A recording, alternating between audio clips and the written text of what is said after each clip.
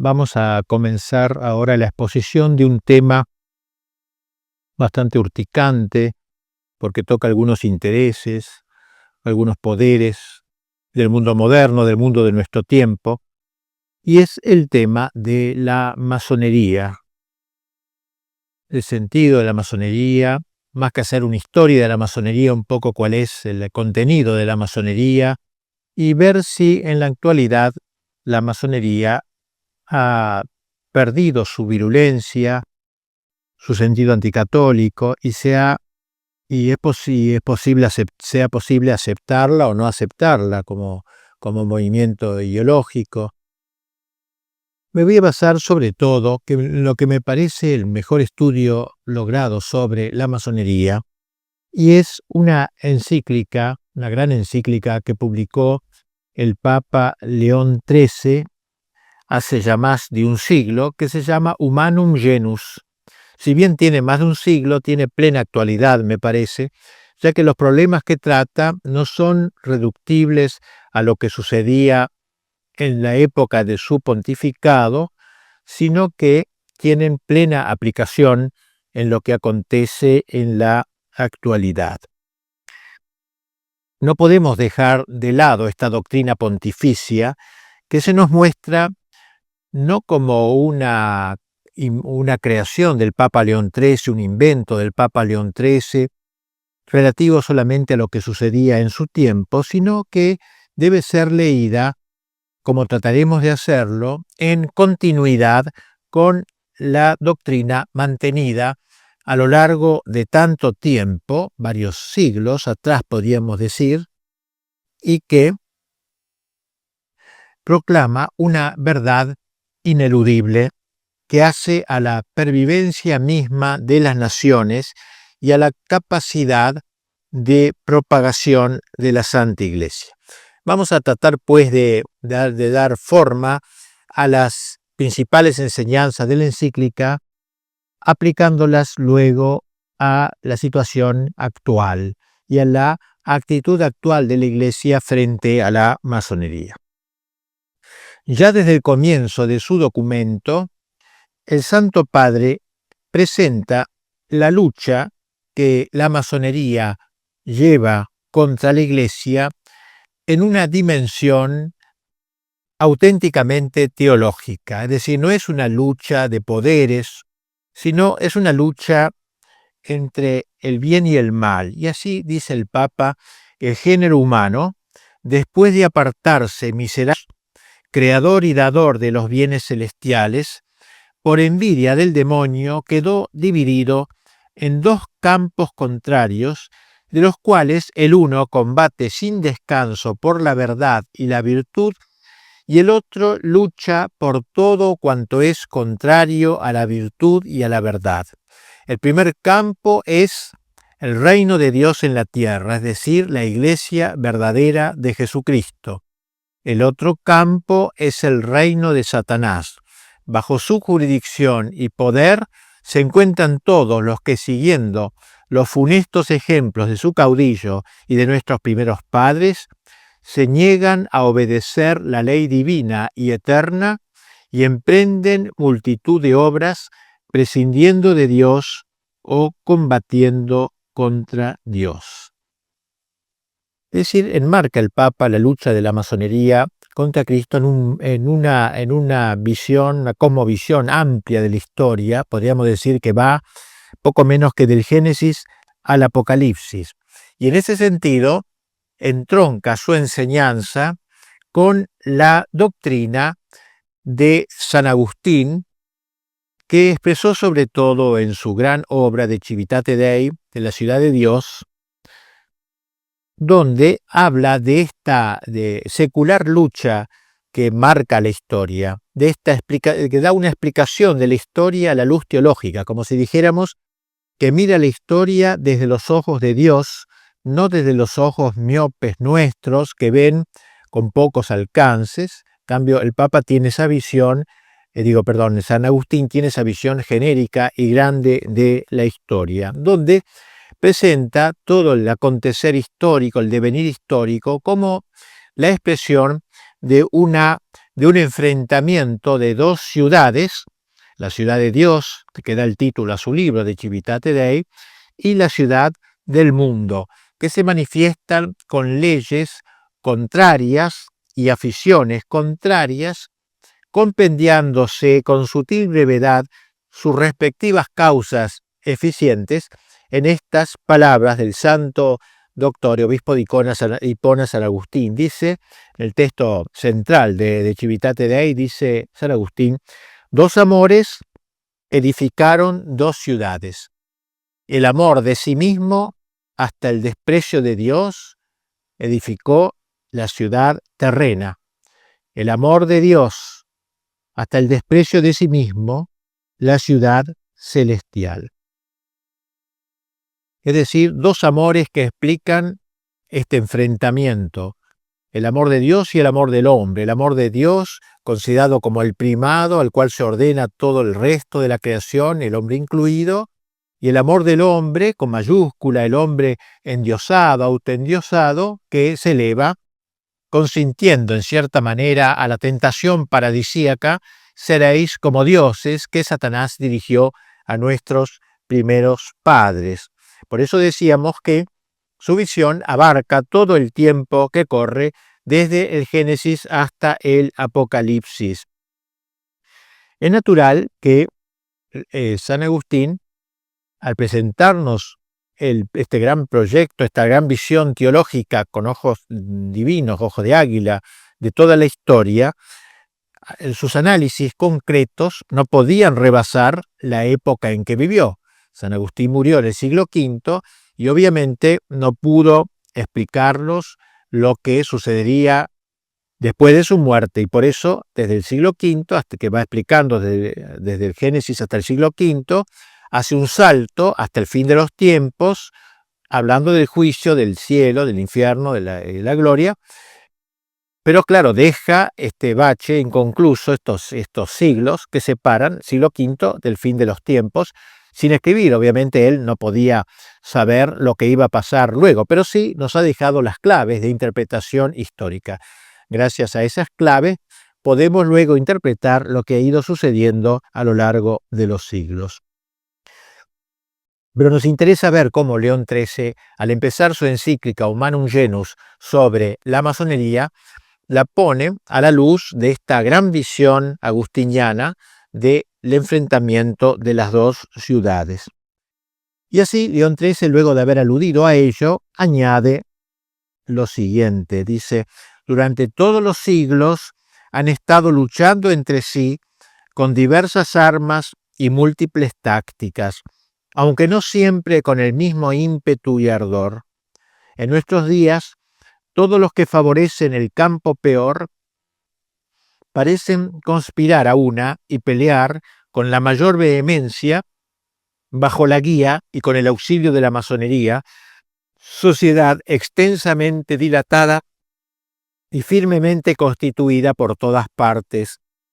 No disimulan ya sus propósitos, se levantan con suma audacia contra la majestad de Dios, maquinan abiertamente la ruina de la Santa Iglesia con el propósito de despojar enteramente, si pudiesen, a los pueblos cristianos de los beneficios que le ganó Jesucristo, nuestro Salvador. Es decir, entonces esta lucha agustiniana se extiende a lo largo de todos los siglos.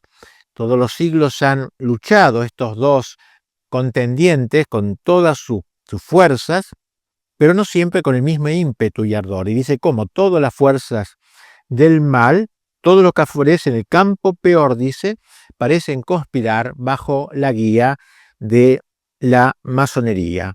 Así que ya ahí nos marca cómo este enfrentamiento de las dos ciudades se encuentra en uno de sus campos, el campo de Dios, la guía de la Iglesia, la guía del Magisterio, la guía de Cristo, y del campo de las fuerzas del mal, la guía del demonio, y en la tierra de la masonería.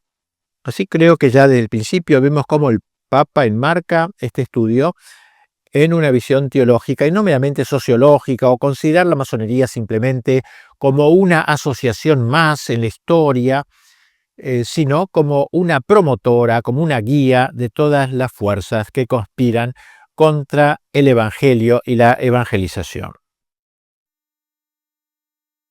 La base que justifica el juicio condenatorio que de la masonería ha pronunciado el Santo Padre reside, y esto queremos destacarlo fuertemente porque creemos que es lo esencial, reside, digo, en la conexión intrínseca de la masonería con los principios del naturalismo. Dice el Papa, todo su empeño se reduce a traducir en los hechos las teorías del naturalismo. ¿Qué es el naturalismo? Es una corriente moderna, pero que comenzó con mucha claridad a manifestarse en los siglos XVII, pero sobre todo XVIII y parte del XIX, en donde hay una exaltación de la naturaleza del hombre en detrimento del orden sobrenatural. Sabemos nosotros los cristianos que en el mundo hay todo un orden natural, que es el orden de las cosas de la tierra, el orden de las personas que vivimos acá, de la economía, de la política, del arte, de la cultura, todo el orden temporal vive en ese orden natural. Es decir, natural significa que hubiera brotado instintivamente de los hombres tal cual Dios los ha creado en su naturaleza. El hombre por naturaleza tiene que trabajar en economía, tiene que hacer política, preocuparse por el bien común, tiene que trabajar en el arte, la cultura, en fin, todo lo natural, lo que brota naturalmente del hombre. Pero además de eso, los cristianos sabemos que existe un orden sobrenatural. La palabra lo indica, un orden que está por encima de la naturaleza y que es el orden del trascendental, el orden de la trascendencia, el orden gratuito, que Dios no estaba obligado a dar al hombre por ser hombre, sino que lo ha agregado, lo ha añadido en cierta manera. Por eso decimos sobrenatural. Pues bien, el naturalismo es un movimiento que se ha propuesto, digamos así, erradicar de la visión del hombre todo el orden sobrenatural. Que el hombre no crea que no existe más que el orden natural.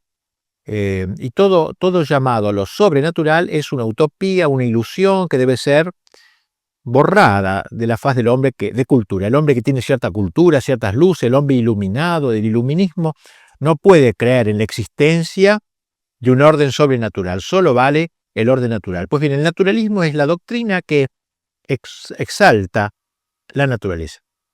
Se abroquela en la naturaleza, se encierra ahí en la naturaleza, no quiere saber nada del orden sobrenatural porque piensa que ya el hombre se basta a sí mismo. El hombre con sus propias fuerzas podrá perfectamente solucionar todos sus problemas y los problemas de la sociedad. Si no le alcanzan sus propias fuerzas, la fuerza de toda la sociedad unida le permitirá al hombre alcanzar su felicidad en la tierra. Fíjense ustedes que es un poco la tendencia que luego tendría el marxismo cuando hablara Marx de el paraíso en la tierra, o sea, el hombre que logra con sus solas fuerzas, a fuerza de músculos, encontrar su salvación, su felicidad en la tierra. Eso es el naturalismo, una herejía, propiamente la más grande herejía de nuestro tiempo. Y dice un autor contemporáneo, Gabriel del Noche, que él piensa que el fin de la historia, la época del anticristo, se caracterizará por una victoria casi general del naturalismo.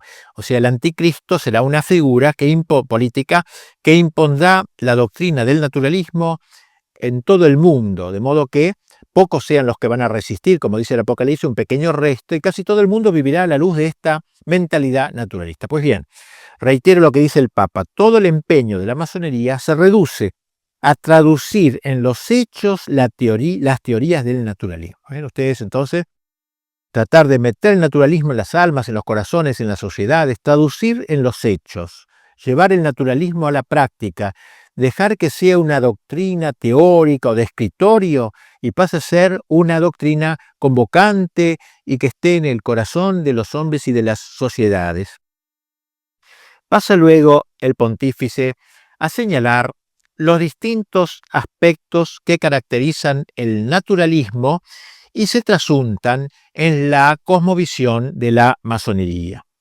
El principio fundamental de los que profesan el naturalismo, dice el Papa, es que la naturaleza humana y la razón natural del hombre han de ser en todo soberanas absolutas. O sea, no aceptar ninguna soberanía de lo sobrenatural, de lo alto que no existe. Toda la soberanía está en la razón soberana, la naturaleza soberana. De ahí prosigue el Papa el culto que la masonería rinde a la razón, a las luces de la razón, como lo llama, cerrándose a toda verdad que en una u otra forma pudiera trascenderla, ya que dicha verdad, en el caso de existir, implicaría un menoscabo de su soberanía. Es decir, cerrarse a toda verdad. Las luces de la razón, una palabra muy querida por la masonería, las luces, por eso es el iluminismo, ello es toda una época que marcó la historia y que sigue ahora teniendo una gran importancia. Entonces, la masonería rinde a la razón esa gloria, digamos así, y piensa que cualquier aceptación de una verdad que no venga de la razón, por ejemplo, que venga de la revelación, que venga de lo alto, va en menoscabo de la soberanía. Hay una soberanía, hay un señorío de la razón, la diosa razón. Recuerden ustedes que en la Revolución Francesa fue exaltada, que incluso llegó hasta el extremo delirante, tragicómico, de poner en la Catedral de Notre Dame, la Catedral de París, sacar la imagen de la Virgen, Notre Dame, Nuestra Señora, sacarla y poner en su lugar a una prostituta como símbolo de esta razón, frente a la cual los allí presentes incensaban como si fuera una diosa, la diosa razón les llamaron. Decimos que es una expresión estúpida, aberrante, pero que sin embargo muestra esa intencionalidad, digamos así, de destronar lo sobrenatural y entronizar esta nueva diosa, la diosa de la razón soberana, es decir, que no reconoce nada por sobre la razón. Pues el Papa ha dicho con toda claridad, explica esto. Entonces, sigue diciendo el Papa, ante esta actitud implica que no hay lugar ya para la revelación divina y por consiguiente carecen de sentido los dogmas religiosos, porque el dogma precisamente es una verdad que viniendo de lo alto la asume el magisterio de la Iglesia y la propone así como es, como una verdad infalible, porque ha venido justamente de lo alto. Y así, escribe el Papa, no aceptan verdad alguna que no pueda ser alcanzada por la razón humana. Por ejemplo, la verdad de que Cristo es Dios, digamos así, o la verdad de que Dios es un y trino, hay un solo Dios y tres personas, la verdad de la Eucaristía, la presencia real de Jesucristo, la transubstanciación, todos esos dogmas, digamos, no caben de ninguna manera porque disminuyen la razón humana, disminuyen al hombre, la soberanía del hombre. Ahora bien, como es oficio de la Iglesia Católica guardar enteramente y en su íntegra pureza no sólo el depósito de la doctrina revelada directamente por Dios, que trasciende infinitamente los logros más elevados de la razón, sino también la autoridad del magisterio y de los demás medios sobrenaturales para la salvación, dice el Papa, de ahí que todo el ataque iracundo de estos adversarios se haya concentrado sobre la Iglesia. Quisiera destacar bien esta idea del Papa que me parece muy profundo. La masonería no es ante todo un ataque contra la Iglesia, un deseo de destruir el cristianismo, el catolicismo. La masonería es ante todo un ataque en pro del naturalismo. Esto es lo esencial de la masonería. Pues un masón a lo mejor podrá decir que cree en Dios, etcétera, que cree en el bienestar humano, que cree en la felicidad del hombre, pero no tocarle este tema. Esto es lo central de la masonería, el naturalismo, no luchar contra la Iglesia. Esto segundo. Lucha contra lo revelado, contra lo sobrenatural, y por eso lucha contra esto. Es una consecuencia, lucha contra la Iglesia. Pero no ha nacido la masonería para luchar contra la Iglesia, sino para implantar en el mundo el naturalismo, y eso implica atacar al principal defensor del orden sobrenatural, que es la Iglesia Católica. Ahí se explica mejor el sentido de esta lucha, que como se ve es una lucha teológica, no es una lucha sociológica, política, que se puede explicar por razones temporales, sino que es algo mucho más profundo y más, podríamos decir, no tengamos miedo de decirlo, diabólico, o sea que, como lo ha dicho también de algún modo el Papa. Bien, afirma el Papa que eso es lo que los ha llevado a perseguir abiertamente a la Iglesia en varias naciones, oprimiendo al clero con leyes inicuas, suprimiendo o dispersando cuando tenían poder las órdenes religiosas y sobre todo atacando a la Santa Sede y al Romano Pontífice.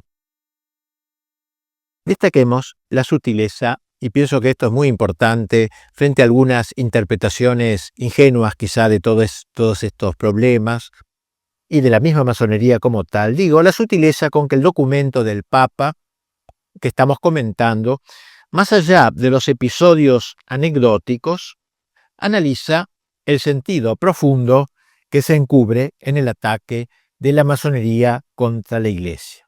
De lo que se trata en última instancia es, insisto una vez más porque me parece tan fundamental, es del ataque de lo natural en rebelión contra lo sobrenatural, de la razón contra la revelación, o del racionalismo, si se quiere, contra la revelación. Pero el Papa da un paso más. Como la secta, como la llama secta, en su afán libertario, ha declarado la independencia de la razón humana respecto de toda revelación o de todo magisterio que la trascienda, que trascienda la razón, que no esté estrictamente incluida en las coordenadas de la razón, resulta que en la práctica algunos masones optan por aceptar a Dios, creen en Dios o dicen que aceptan a Dios, otros por negarlo, otros tienen de Dios un concepto totalmente erróneo. O sea, no todos los masones dicen Dios no existe de ninguna manera. Una vez destruido o averiado este concepto fundamental de lo que es Dios o de quién es Dios, caen en tierra por falta de sustento no tan solo todo el conjunto de verdades sobrenaturales negadas a priori por los masones, ya que todo lo sobrenatural no existe, sino también las mismas verdades naturales. Y esto es una genialidad del Papa, ¿no? Un poco de acuerdo a aquello que decía Chesterton, que cuando se destruye el orden sobrenatural, se atenta contra el orden natural, porque el orden natural de alguna manera se apoya en el orden sobrenatural. Si yo quito el orden sobrenatural, dejo sin sostén al orden natural. Y entonces dice que los masones, que si bien al principio no negaban el orden natural, por el hecho de negar el orden sobrenatural, acaban por negar, por ejemplo, la creación libre del universo por parte de Dios, algunos masones, o la providencia divina sobre el mundo, o sea, Dios hizo el mundo, pero luego lo deja marchar a su arbitrio, o la inmortalidad del alma, como algunos masones niegan, o el premio o castigo en la otra vida. Es decir, dice el Papa con claridad, que derribado el orden sobrenatural, se desploma también el orden natural. Parece un dato muy inteligente, muy importante del Papa, frente a todos estos naturalistas que enarbolan el orden natural, y no se dan cuenta que se autodestruyen al negar el orden sobrenatural, porque le quitan la base y la sustentación. San Agustín lo decía a su manera: el hombre que se resiste a dejarse elevar a lo sobrenatural, ineludiblemente se va degradando hacia lo animal. O sea, el hombre es un ser extraño, es un ser hecho para el éxtasis. Éxtasis significa salir de sí. O sale de sí para arriba, endiosándose por la gracia, se hace superhumano, podríamos decir, sobrehumano, pero por la gracia, así, o el hombre se degrada hacia abajo, se sale de sí hacia abajo, degradándose, animalizándose. No existe entonces el naturalismo puro, el humanismo químicamente puro, el hombre químicamente puro no existe. El hombre está hecho para trascenderse, o se trasciende hacia arriba por la gracia, o se trasciende, digamos, inventemos una palabra, trasdesciende de sí por el pecado, degradándose y animalizándose. No resulta posible establecerse de manera definitiva en un orden puramente racional, clausurado a toda trascendencia. Al cerrarse a lo suprarracional, el hombre se vuelve infrarracional. Creo que esta es una genialidad del Papa León XIII en su encíclica, haber mostrado cómo la masonería, al exaltar el orden sobrenatural en la negación del orden sobrenatural, destruye al hombre, a ese hombre al que trata al que inciensa, a ese hombre escrito con mayúscula, al hombre de los derechos del hombre, a la soberanía del hombre, a la soberanía de la democracia, la soberanía del pueblo, toda esa soberanía que inventa, sobre todo el pensamiento masónico, digamos así, el Papa demuestra su vacío, su inanidad, su vacuidad total. El naturalismo es un atentado contra la inteligencia que al cerrarse a la verdad sobrenatural queda, por así decirlo, como castrada.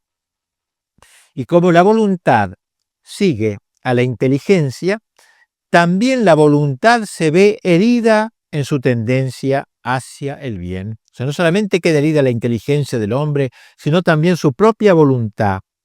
Las tres fuentes o verdades de donde brotan toda moral y toda justicia son, según la enseñanza de León XIII, en primer lugar, un Dios creador y gobernador providente del mundo.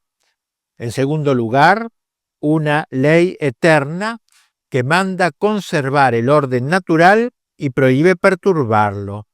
Y finalmente, el fin último del hombre, más allá de todas las realidades humanas y de esta transeúnte, pasajera vida terrenal. Si se suprimen, dice el Papa, como suelen hacerlo el naturalismo y la masonería, la ciencia moral y el derecho quedan destituidos de todo fundamento y defensa.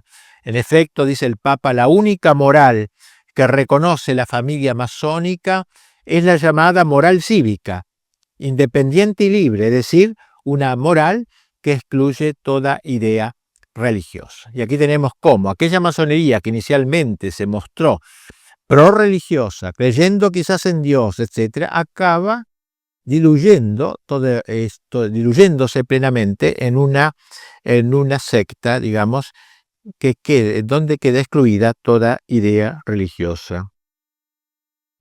El rechazo de las verdades enseñadas por Dios, este iluminismo, este racionalismo, conduce necesariamente, según observa con sagacidad el Santo Padre, a la negación del pecado de nuestros primeros padres.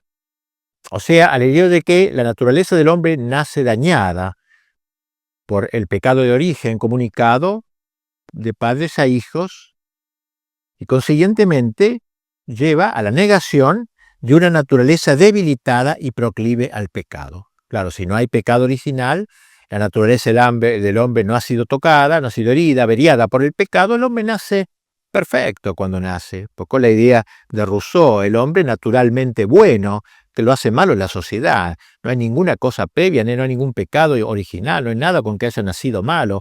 Es bueno, de por sí, si lo dejaran, por ejemplo, en una selva, sería buenísimo el hombre. ¿Por qué se hace malo el hombre? Por la sociedad lo arruina. Bueno, esta un poco es la idea de Rousseau, ¿no? Hemos visto, por el contrario, hasta qué punto los masones exageran las fuerzas y la excelencia de la naturaleza humana, precisamente porque el hombre no tiene pecado de origen, exageran la fuerza de la justicia humana, poniendo en esta el único principio regulador de la justicia. Ni siquiera se les llega a ocurrir la necesidad de que hay que sofrenar los ímpetus de la naturaleza y sus pasiones desordenadas. O sea, si el hombre ha nacido sin pecado original, sin malos instintos, ¿por qué la necesidad de mortificar las pasiones? Dejemos libre curso a los ímpetus del hombre, a las tendencias del hombre. Dejémosles libre curso, porque son sanas, son buenas. De modo que no es necesario adquirir un señorío de sí, como dicen los cristianos, un dominio de sí, fruto de un combate, una lucha interior, un combate prolongado y una constancia muy grande. No existe lucha interior, sino que el hombre de por sí es naturalmente bueno. Se trataría de una nueva y sutil formulación del viejo pelagianismo. ¿Qué era esto? El pelagianismo era una vieja herejía llamada así por su fundador, un tal Pelagio, el cual él y sobre todo sus seguidores sostenían que el hombre podía salvarse con sus propias fuerzas. Es decir, que los cristianos decimos que para salvarnos necesitamos la ayuda de Dios, la ayuda de la gracia. Los pelagianos decían que no, que el hombre se podía salvar y autorredimirse, salvarse solo. Pues bien, podríamos decir que la masonería resucita la vieja idea pelagiana. El hombre, por las solas fuerzas de su voluntad, es capaz de adquirir la rectitud natural. No necesita de la ayuda de Dios. El hombre, a fuerza de músculo, dice, quiero ser bueno y punto, y es bueno y se terminó.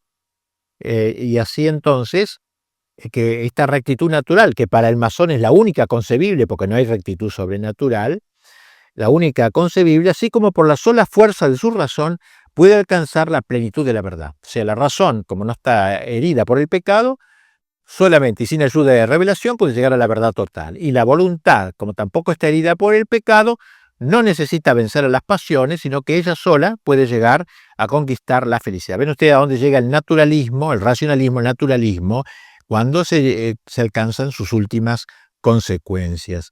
Sin embargo, como insinuábamos más arriba, una actitud semejante, negatoria de la gracia,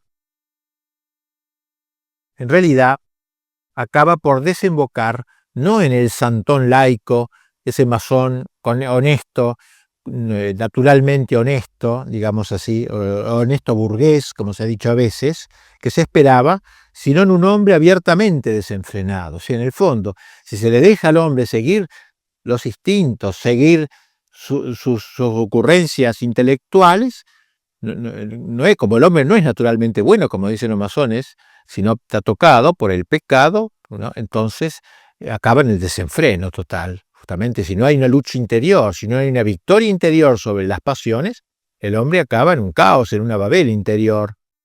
Y así dice el Papa, comentando esto, dice, por esto vemos el ofrecimiento público a todos los hombres de innumerables estímulos de las pasiones, periódicos y revistas sin moderación ni vergüenza alguna, obras teatrales extraordinariamente licenciosas.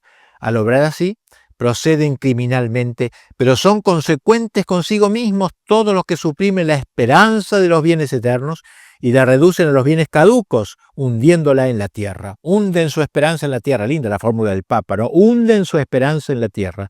La esperanza justamente que es hacia el más allá, que es una virtud teologal, que nos hace esperar en Dios, en el cielo, etc.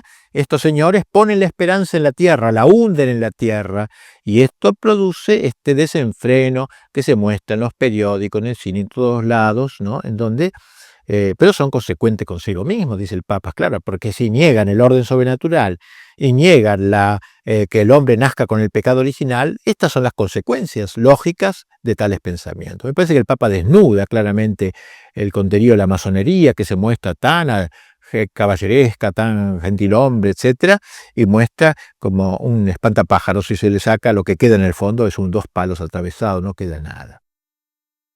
El naturalismo doctrinal y moral que inspira todo el quehacer de la masonería, tiene consecuencias asimismo en el orden social.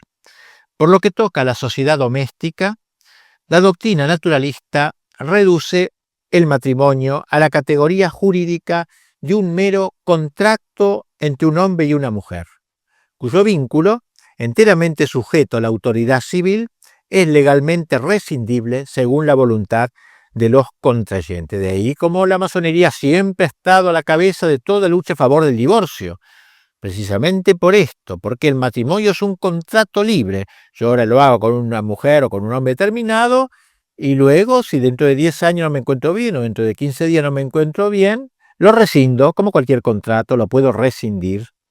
Claro, ese es el fundamento del divorcio, que antes no existía, se fue metiendo poco a poco en buena parte, en varios países, por directa instigación de la masonería.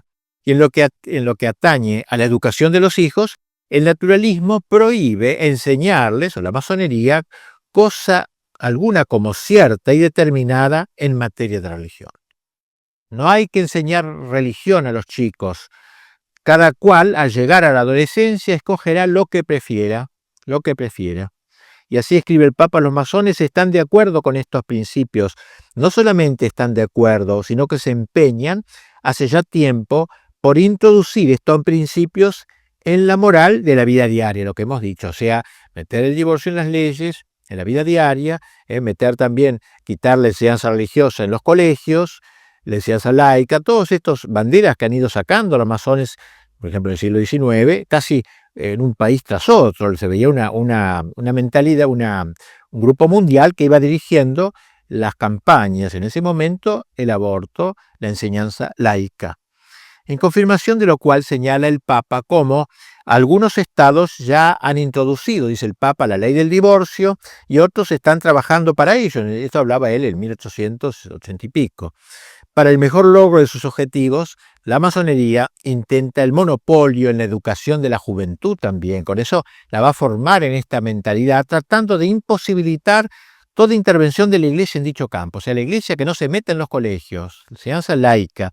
Y en varios lugares, dice el Papa, ha logrado que toda la educación de los jóvenes esté en manos de los laicos y que al formar los corazones infantiles nada se diga de los grandes y sagrados deberes que unen al hombre con Dios. Es decir, se le oculta al niño esta ligación con el orden sobrenatural. Enseñanza laica, es decir, echar a los religiosos. En algunos momentos la masonería logró la expulsión de órdenes religiosas para, de alguna manera, poner toda la educación en manos de gente de su campo. Y en cuanto a la sociedad política, sigue diciendo el Papa, la intervención de la masonería es también demasiado evidente, trabajando tenazmente por anular todo posible influjo del magisterio y de la autoridad de la Iglesia en el ser y el obrar de los estados. Con este fin, señala el Santo Padre, la masonería los masones organizan conferencias y suscitan movimientos de opinión en pro de la separación total de la Iglesia y del Estado, que fue también otro de los eslogans de la masonería. Antes estaba unida la Iglesia y el Estado, colaboraban, ya que tenían súbditos comunes, trataban de entenderse entre ellos para que el súbdito no estuviera en una situación de esquizofrenia, digamos, por un lado el Estado le manda una cosa, la Iglesia otra, etc. Pues bien, una de las banderas de la masonería fue la separación de la Iglesia y el Estado, así como fue también el divorcio, vimos, y la educación laica, la separación de la Iglesia y del Estado, es decir, acabar con los estados confesionales, con los estados católicos, con el fin de eliminar todo resto de cristiandad, del influjo cristiano sobre el orden temporal, apoderarse del poder político. Excluyen así, dice el Papa, de la legislación y de la administración pública el influjo saludable de la religión católica, de lo cual se sigue la tesis de que la constitución total del Estado debe establecerse al margen de las enseñanzas y de los preceptos de la Iglesia. O sea, el Estado tiene que seguir su camino totalmente al margen de la enseñanza de la Iglesia, cosa que vemos actualmente casi impuesta en la mayor parte de los estados modernos. Pues bien, todo esto es un logro, podríamos decir, de la masonería. La idea que los masones se hacen de la vida ciudadana coincide admirablemente con el concepto liberal de la política. Más aún, el liberalismo es hijo directo de la masonería, la concreción del naturalismo masónico en el ámbito de la política. Pero la fecundidad de la masonería no se agota solo en el liberalismo. El Santo Padre, adelantándose en cierta manera a lo que la historia demostraría con los hechos, enseña que la masonería, al engendrar el Estado liberal, preparaba el camino al socialismo marxista. Y piensen que esto lo dice el Papa casi contemporáneamente a Marx, fines del siglo XIX, fue como un profeta. Dice el Papa en su encíclica, estos cambios y estos trastornos son los que buscan de propósito muchas asociaciones comunistas o socialistas. La masonería, que favorece en gran escala los intentos de estas asociaciones y coincide con ellas en los principios fundamentales de su doctrina, no puede proclamarse ajena a los propósitos de aquellas. Bien, la masonería solo puede ser entendida a fondo si se la considera en el contexto del gran proceso desacralizador que comenzó a fines del siglo XIV. La Edad Media, a pesar de todos sus defectos, logró plasmar la cristiandad. Cristiandad significa la impregnación por parte del Evangelio del orden temporal, de la política, de la cultura, del arte, de la economía, impregnado todo por el espíritu del Evangelio. Esta sociedad, cristiandad, descrita con tanta expresividad por el mismo León XIII en su encíclica Immortale Dei, donde decía al que el Papa hubo un tiempo, triste la expresión, ¿no? Hubo un tiempo como con nostalgia, Hubo un tiempo en que la filosofía del Evangelio gobernaba los estados. Entonces aquella energía propia de la sabiduría cristiana, aquella su divina virtud, había penetrado profundamente en las leyes, instituciones y costumbres de los pueblos, en todos los órdenes y problemas del Estado, cuando la religión fundada por Jesucristo, colocada firmemente sobre el grado de honor y de altura que le correspondía, florecía en todas partes, secundada por el favor de los príncipes y por la legítima tutela de los magistrados, y el sacerdocio y el imperio, concordes entre sí, departían con toda felicidad en amigable consorcio de voluntades e intereses. Organizada de este modo, la sociedad civil produjo bienes muy superiores a toda esperanza. Y miren cómo termina este texto el Papa: todavía subsiste la memoria de ellos y quedará consignada en un sinnúmero de monumentos históricos, ilustres e indelebles, que ninguna corruptibilidad de los adversarios podrá nunca desvirtuar ni oscurecer. Como diciendo, ¿qué queda de toda esa época gloriosa de cristiandad? Nada, solo algunos monumentos, unas iglesias románicas, góticas, pero todo eso no ha sido destruido y queda firme la memoria. Por eso empezaba el Papa este texto: hubo un tiempo en que la filosofía del Evangelio gobernaba los estados. Lo dice con tristeza, porque en esa época de él ya la masonería había dado pasos fundamentales para la conquista del mundo, de la sociedad, del Estado sobre todo, para sus intentos.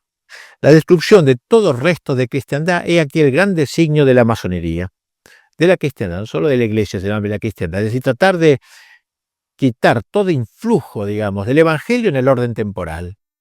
Y si ahora quedan pequeños bastiones donde todavía existe ese influjo, hay que erradicarlos lo antes posible. Pues bien, tal sería la enseñanza del Papa. Y tras exponer el programa de la masonería, el Papa señala los logros que ésta ha ido consiguiendo. Dice el Santo Padre: en el espacio de siglo y medio, la masonería ha alcanzado rápidamente un crecimiento superior a todo lo que se podía esperar, e infiltrándose de una manera audaz y dolosa en todos los órdenes del Estado, ha comenzado a tener tanto poder que casi parece haberse convertido en dueña de los estados. Y así entonces, la ofensiva masónica, constante e implacable, en orden a destruir tanto la religión como la Iglesia y resucitar después de 18 siglos la moral y la doctrina del paganismo, su rechazo, dice el Papa, de los beneficios que con tanta bondad alcanzó Jesucristo, no solo para cada hombre en particular, sino también para cuantos viven unidos en la familia, en la sociedad civil. Tal ofensiva y tal rechazo no son comprensibles, como dijimos al comienzo, sino la luz del gran combate teológico al que aludíamos antes, al combate de las dos ciudades en lenguaje agustiniano o de las dos banderas en lenguaje ignaciano. En este insensato y abominable propósito, dice fuerte y vigorosamente el Papa, parece revivir el implacable odio y sed de venganza en que Satanás arde contra Jesucristo. El Papa nos decía al principio de su encíclica que si bien esta prolongada lucha había tomado muy diversas formas en el curso de los siglos, en nuestros días todo lo que están en la ciudad perversa parecen conspirar a una y pelear con la mayor vehemencia bajo la guía y con el auxilio de la masonería. Bien, frente a esta ofensiva, a esta actitud ofensiva, nosotros tenemos que reaccionar, dice el Papa. Tenemos que enfrentarnos con un enemigo astuto y doloso.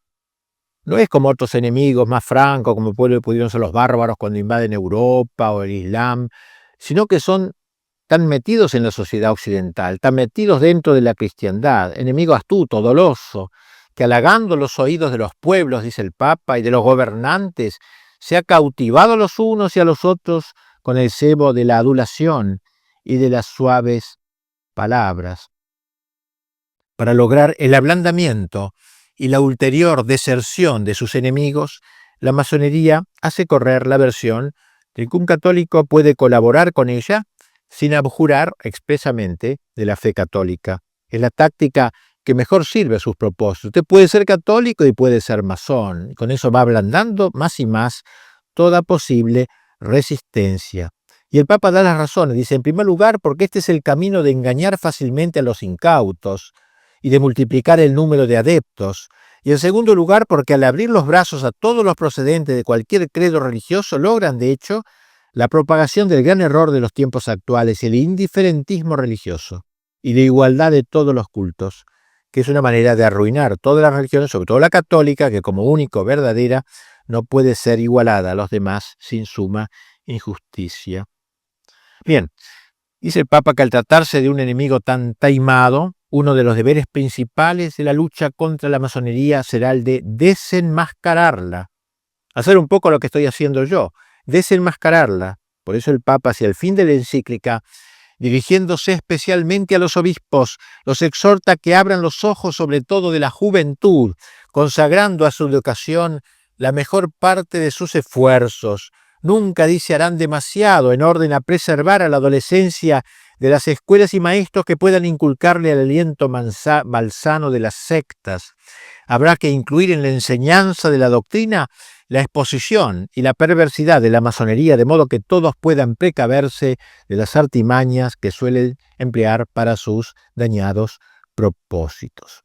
Termina el Papa elevando sus ojos a Nuestra Señora y a los santos.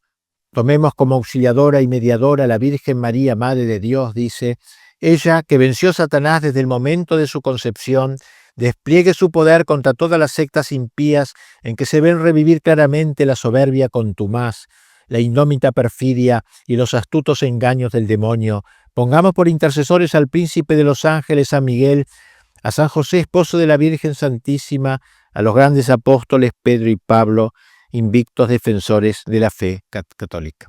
Tales son, a grandes rasgos, las principales ideas del Papa León XIII sobre la masonería, sobre esta gran ofensiva masónica fundamental para entender lo que sucede en los últimos tiempos.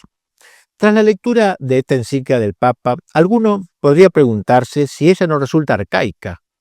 ¿No es algo propio de épocas pasadas, los del Papa? Las cosas de ahora son como fueron entonces. La Iglesia no es en nuestros días más condescendiente. La masonería no habrá cambiado y se habrá hecho potable. Pues bien, esto mismo se preguntó después del Concilio Vaticano II, la Conferencia Episcopal Alemana. Y así, entre los años 1970 y 1974 y 1980, tuvieron lugar, por su encargo, y en unión con las grandes logias unificadas de Alemania, largas conversaciones entre la Iglesia Católica y la francmasonería de Alemania con el fin de verificar si la posición de la francmasonería se había modificado de modo tal que en adelante fuera posible aceptar la compatibilidad entre la pertenencia a la francmasonería y la pertenencia a la Iglesia. Así que un dato interesante para ver la actualidad de aquella encíclica un poco vieja del Papa.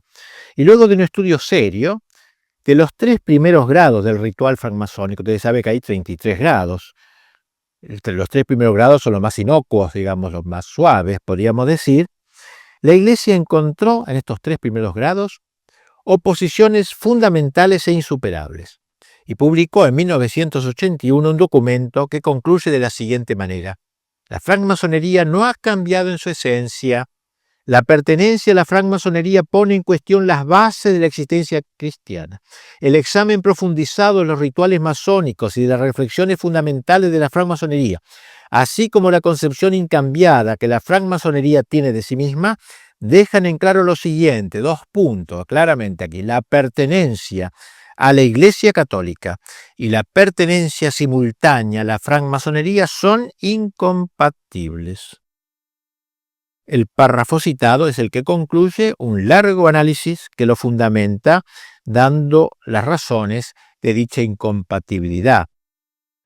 No tenemos tiempo de hacerlo, pero estas razones abarcan, ante todo, el concepto de verdad que tiene la francmasonería, en realidad, ¿no? Un concepto completamente diverso al católico, el concepto de verdad. En segundo lugar, el concepto de religión que hay en la francmasonería, donde todas las religiones, para los masones, no son sino tentativas concurrentes para expresar la verdad de Dios, pero en realidad no puede haber ninguna religión verdadera, única verdadera. Y por eso la masonería impone a sus miembros, para evitar estos problemas, discutir sobre el tema religioso. Dicen los obispos alemanes, el concepto de religión, donde todos los hombres están de acuerdo, implica una concepción relativista de la religión que no es compatible con la convicción fundamental del cristianismo. O sea, para la masonería, todas las religiones están de acuerdo, hagamos un conjunto, un cóctel de religiones o una cosa por el estilo. También el concepto de Dios diverge en la francmasonería con la Iglesia. En los rituales masónicos, el concepto del gran arquitecto del universo, como lo llaman a Dios, ocupa un lugar central y no es una cuestión solamente de nombre. El gran arquitecto del universo es para los masones, dicen los obispos alemanes, un ello neutro, indefinido y abierto a toda comprensión. Cada uno puede imaginar a Dios como quiera, tanto el cristiano como el musulmán, y a negar la existencia de un Dios personal, o sea, el Dios como algo vaporoso. El masón no puede sino contentarse con la sensibilidad religiosa. Frente al gran arquitecto del universo, el alejado, en un alejamiento deísta, entonces el Dios católico no puede ser aceptado como tal. Y finalmente el concepto de perfección humana en la francmasonería.